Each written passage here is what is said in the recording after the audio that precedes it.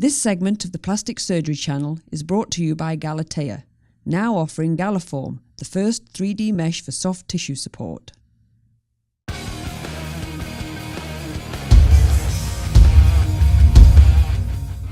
Dr. Bill Adams here, and this is No Spin Live, and do we have a show for you today? We're going to be talking about lawsuits, vampire breast lifts yet again, and does the plastic surgeon actually have plastic surgery themselves? All right, we've got a great crew with us today, some of the top plastic surgeons in the world. This is actually a special birthday edition. We've got Dr. Jason Posner from Boca Raton, Florida. Jason, happy birthday, brother. Thank you, guys. Thank you, Bill. Happy birthday. Happy birthday, Jason. Dr. Ashley Gordon from Austin, Texas. Ashley. And another great plastic surgeon from Austin, Dr. Dustin Reed. And last but not least, DDV, Dr. Dan Del Vecchio from Boston, Massachusetts. Okay, first story, we've got a really interesting story. This is about, there's apparently 15 or more women that are suing for being misrepresented, that they were going to the best plastic surgeon. It turns out this guy, I don't even think was actually really a plastic surgeon. He is a family medicine doctor. This sounds far-fetched, but actually I think it happens quite a lot. I'm gonna have the birthday boy, Jason, lead us off. Well, you know what? There's always two sides to this story. One is the guy who was completely misrepresenting himself as a board-certified plastic surgeon. On this call, we're all board-certified plastic surgeons. It means we jump through a bunch of hoops. We're qualified in our field, and we've gotten to a certain stage by following the rules. So obviously, this guy, just trying to ride on our coattails by advertising whatever his family medicine internship or whatever else, trying to talk about his board certification. So he definitely misrepresented himself. On the other side of things, some of the lawsuits that I read that this doctor had were capsular contracture, which could happen to anybody. Whether you're a board certified plastic surgeon or not, we get capsular contracture. And the last portion of this is, in this day and age of the internet, the women should be looking up their doctor and checking their credentials themselves to make sure that this is a board-certified plastic surgeon. So the doctor misrepresented himself, yes. The women were a little bit at fault for not really doing their homework. And three, the lawsuits were a little bit bogus, but that's all I got to say. Jason, I'm going to argue with you on that because I would say that I agree with you. He misrepresented himself, but then you turn right around and said, but he had the complications that we can all have. But by definition, if you have the training, you are going to have fewer of these complications. And I would say no one on this panel or no one that any of us respect as a good board-certified plastic surgeon has 12 lawsuits against them for this sort of thing. So I feel like it's more than two things. He misrepresented himself. He probably does have higher capsular contracture or any complication rates because he's not a surgeon. This happens a lot. It seems so odd though, right? I mean, who goes to their dentist to get brain surgery? Why would somebody go to a family medicine person to get plastic surgery? I just got a case from the Texas Medical Board yesterday of a family practice doctor in a smaller town doing fat transfer to the breast.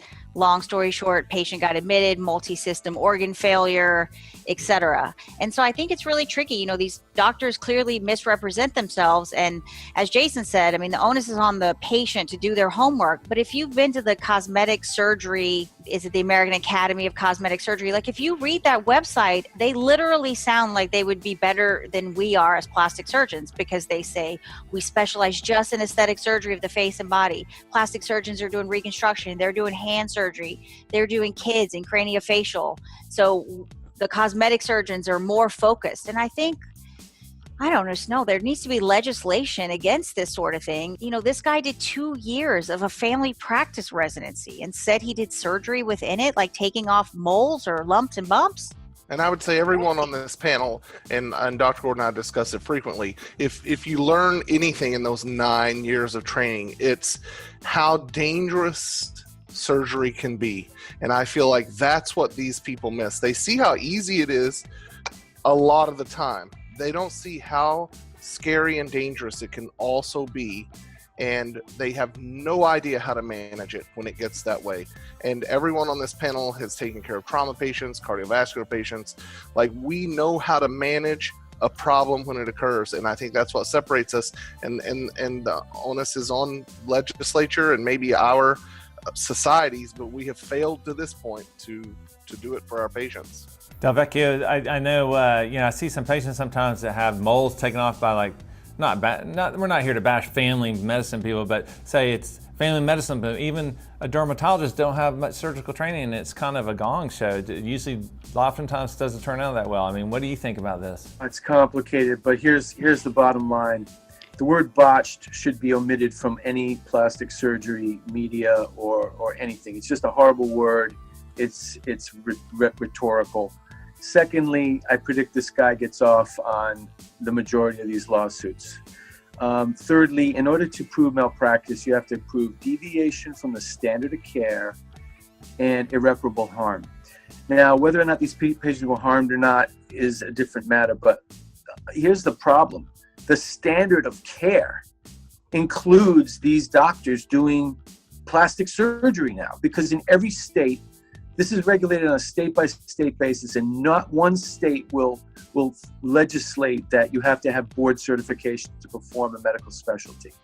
And because of that, it is the standard of care that non-plastic surgeons do plastic surgery. And if he has a good lawyer, a lot of these cases will never find in favor of the plaintiff. But potentially, if he gets turned over to the medical board, that's when they'll start investigating and see where is he performing these procedures. Does he have qualified staff?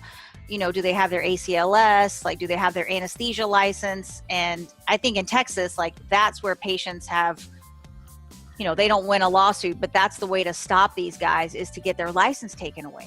The guy's already folded. He's probably skipping, and the next thing you know, will pop up in Arkansas, right? But my point is this: it's the problem here. There's a lot of problems, but one huge problem here is that the states will not commit and say, Mrs. Glutz, you can't practice plastic surgery in Dallas or Texas because you don't have a board certification of plastic surgery. They allow it, and by allowing it, it becomes a standard of care. I agree with you about the state, Dan, but here's the thing, Jason, you comment on this. This is no different, absolutely no different. I just flew back from Australia. I own 3 drones. I'm a good drone pilot. I go to a weekend course to how you fly the A380, and then Qantas hires me to pilot people over to Australia. Come on, man, that's ridiculous. But it's the exact same thing that's going on here. Yeah, absolutely. The bottom line is, for the patients, do your homework. Go to the experts. Do not go to the lowest cost provider. The lowest cost provider is probably not your best choice. You guys are not stupid seeking cosmetic surgery.